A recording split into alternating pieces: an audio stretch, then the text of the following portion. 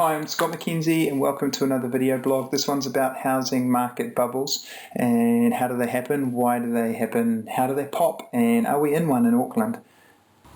A housing market bubble occurs when house prices appreciate rapidly, causing speculative behaviour. Traditionally, the housing market hasn't been subjected to this type of behaviour because of the large transaction costs involved. It's more often been resolved for other markets like the stock market, where you can buy and sell quickly and people can get on a bandwagon and do it that way. Although in recent times there have been very good examples of where housing market bubbles have occurred, and I'll talk to you about some of those.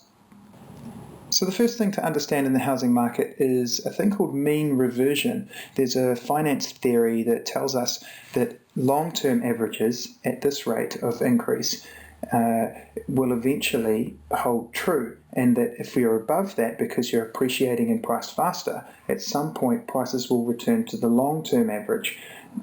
Bear in mind, the average is also a function of the prices that we're experiencing now, so you will see that often as a curve. However, if prices continue to appreciate faster and faster than the long-term average, then you're more and more exposed to a pullback, and a sudden one, because if they're just tracking along above, then they could actually just go sideways for a while because there's a relationship between time and price. This theory can be applied across countless indices and ratios in different markets. In fact, if you go to images.google.com and type in mean reversion, you'll find bucket loads of graphs and examples of it. So the first example I'd like to talk about as a bubble would be the US under the Clinton administration. They had a goal of pushing home ownership up as much as they could, and with that they reduced interest rates. That drove speculative investment, and people started flipping properties. A lot of economists came out and said that there was no bubble, and that in turn drove more and more investment. And then of course the bubble burst, and well, we all know what happened after that, global financial crisis.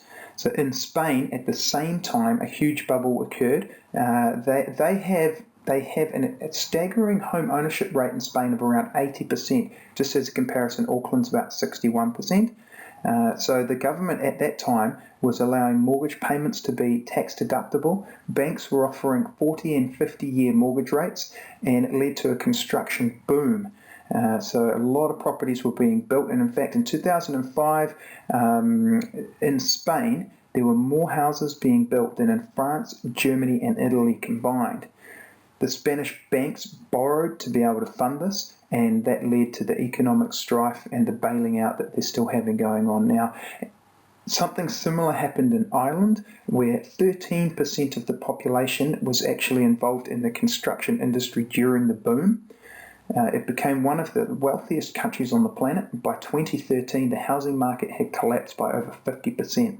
They had to be bailed out, and unemployment was through the roof. And that's a secondary effect of the collapse in the property market, is that those people involved in that construction boom are therefore out of work, and that can cause a recession in itself. So interestingly though, why has Germany not suffered a collapse? Well, interestingly, they have slightly lower home ownership of around 50 to 60%, so a lot more people renting in Germany. There's also, it's very simple to get a permit to build in Germany, and they have strict lending standards with equity of 20% plus required, and often 40% is used as a down payment. They also have 90% of their mortgages fixed, and that actually has saved Europe because Germany's been able to bail out these other countries. Another interesting bubble occurred in Toronto. This one's interesting because it was also immigration-led. So between 1985 and 1989 in Toronto, prices doubled. Women went back to work, which gave more household income. Migrants flooded the city, and massive speculative investment occurred when everyday people were told that prices would continue to go up, and that's also the role of the media impacting there. So at the peak, mortgage rates topped 12.7%, and when the recession hit, prices fell 40% in real terms, and that was between 1989 and 1995. It actually took 13 years for prices to recover, or when adjusted for inflation, 21 years.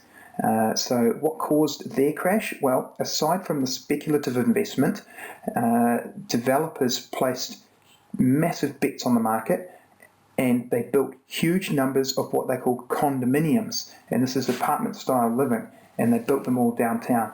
It was dubbed the condo bubble. I'll come back to that. So could Auckland face something similar? Well, one must say it's possible. In fact, given mean reversion theory, probable. The question is, what factors are we seeing in Auckland that can indicate that we are? In some of those housing bubble examples, we saw construction booms, which led to the recessions afterwards, but also lots and lots of supply coming on stream. Auckland doesn't appear right now to be having lots of supply coming on stream, although having said that, you've got 800 apartments being built in Albany, and apartment consents have reached a 7-year high. We're not seeing them, they're not in the market right now, but they have been consented. Another trigger for bubbles to burst is higher and higher interest rates. In New Zealand, we're just not experiencing that right now.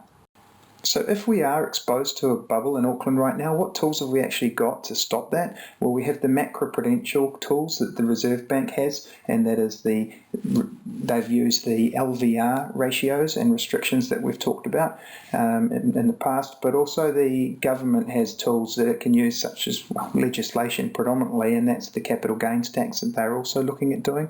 Whether either of those can really be triggers to cause a bubble bursting, we'll see. I don't think so, but really it's supply. But also we have the huge demand in Auckland through migration. So if we were to see a drop in those net migration numbers, something happen perhaps coming out of China, then potentially we could start to see a turn in the market. But could we see Auckland become a bit of a Toronto if there's a huge amount of apartments built? Then possibly. So what will cause the Auckland bubble to burst? Are we in a bubble? If we are, what will cause it to burst? Because when they burst, people never see them coming. People might predict them, but if they knew what was going to cause it, then the market would already be changing to accommodate that. So what are your thoughts? Thanks for watching. Sorry if my video blogs created more questions than answers, but I hope you enjoyed it all the same.